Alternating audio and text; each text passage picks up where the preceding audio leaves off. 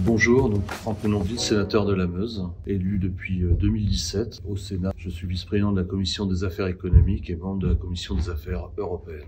Alors je souhaite évoquer à vos côtés les sujets qui me sont chers, notamment l'agriculture et la forêt.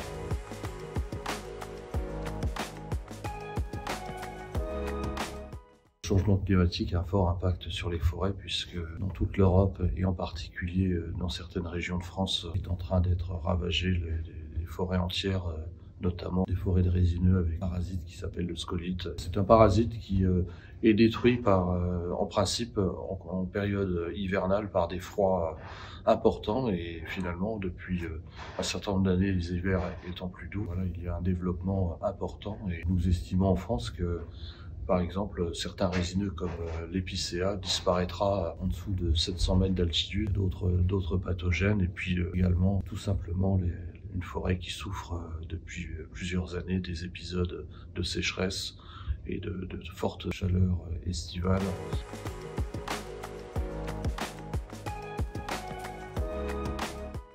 En fait, on ne peut pas les protéger, on peut seulement les faire évoluer, c'est-à-dire changer d'essence, mettre des essences plus adaptées à l'évolution du climat. Les essences, c'est des espèces d'arbres. Ce qui est réalisé aujourd'hui, c'est l'exploitation de ces forêts, d'essayer au mieux de les valoriser. Derrière cela, régénérer la forêt avec des essences plus résilientes et plus adaptées à cette évolution climatique. Il y a un gros travail de fait avec l'INRA forestière, avec l'INRAE autour de l'ONF pour tester les parcelles, les essences les plus adaptées à ces évolutions climatiques. Donc c'est vraiment une évolution qu'il faut conduire et donc des moyens financiers importants. Il faut réinvestir dans notre forêt pour qu'elle puisse s'adapter à ces changements climatiques.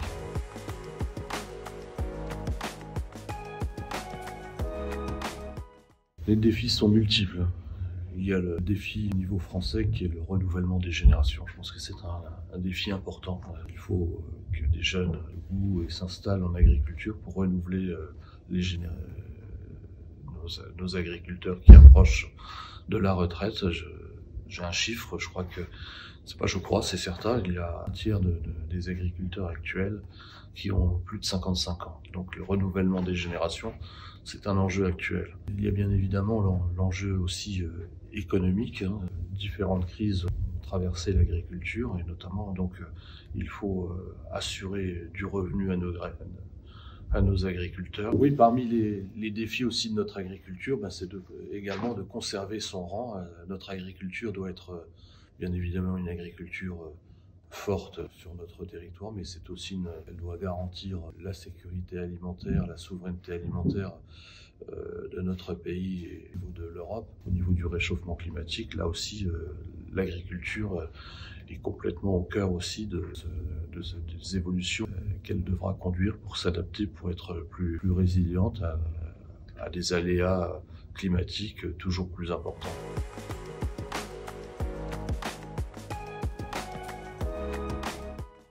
C'est effectivement également le recours à l'innovation. Je crois qu'on est vraiment aujourd'hui à notre portée des solutions technologiques avec le numérique, l'intelligence artificielle, etc., de grandes capacités d'innovation. Tout ce qui est notamment agriculture de précision. Aujourd'hui, il y a des capacités à intervenir avec précision en matière de désherbage, de binage, pour cibler beaucoup plus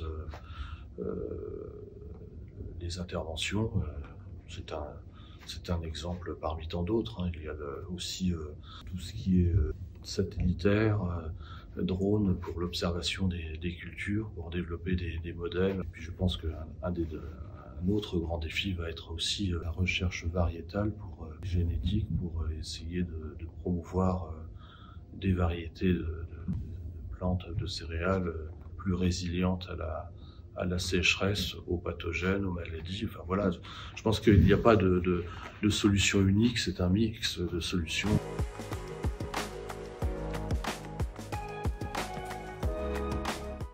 Construire un revenu décent, une qualité aussi de travail l'exercice de son travail. C'est aussi une reconnaissance de l'action même de l'agriculteur et de son rôle dans la société. Et là, je crois que c'est extrêmement important parce que on voit bien, il y a quand même à la fois des attentes sociétales, mais aussi des injonctions contradictoires de politique publique qui aujourd'hui perturbent et font douter les agriculteurs de leur rôle. Et le rôle de l'agriculture, c'est d'assurer la souveraineté, l'autonomie alimentaire, c'est de nourrir nos concitoyens et d'assurer leur sécurité alimentaire. Et le tout, bien évidemment, en maîtrisant et en protégeant l'environnement.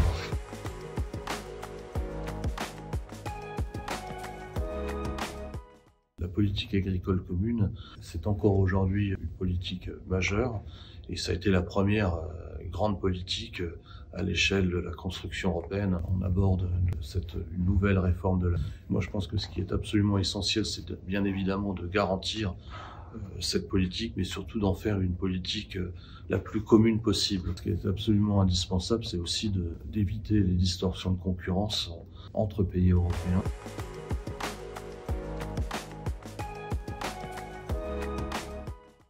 Concernant la décentralisation aujourd'hui, et plus largement ce lien décentralisation-aménagement du territoire, je pense qu'on manque d'agilité dans ces politiques publiques. Je pense que la crise que nous vivons depuis un an nous démontre la nécessité d'être au plus proche des territoires et de renforcer la proximité des politiques publiques. Et en cela, c'est vrai qu'il faut le dire, l'organisation actuelle est beaucoup trop centralisée.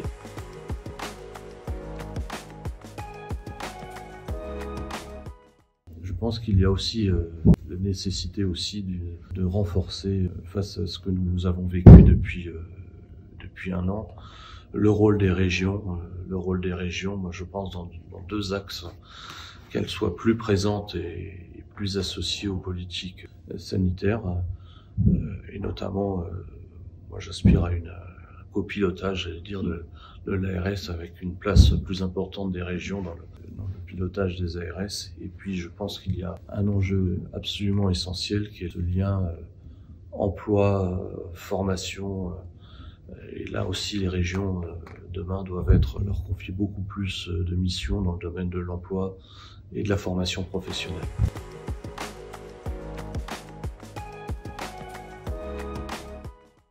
L'UDI, je crois que c'est clair, c'est le parti des territoires, c'est le parti de la décentralisation, c'est les valeurs de l'UDF qui à la fois est un parti européen, un parti décentralisateur et un parti et le parti de ce lien territorial.